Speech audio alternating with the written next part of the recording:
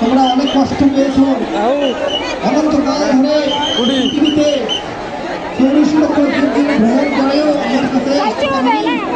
সেজন্য আমি জগন্নাথ রূপে এসেছি, তোমরা আমার কাছে চলে এসো। এই মায়া মোহময় বিষয় সংসার থেকে আর কতদিন থাকবে? সেই জন্য আমাদের জগন্নাথের কাছে প্রার্থনা করা উচিত। জগন্নাথ স্বামী নয়ন পথগামী ভব তুমি।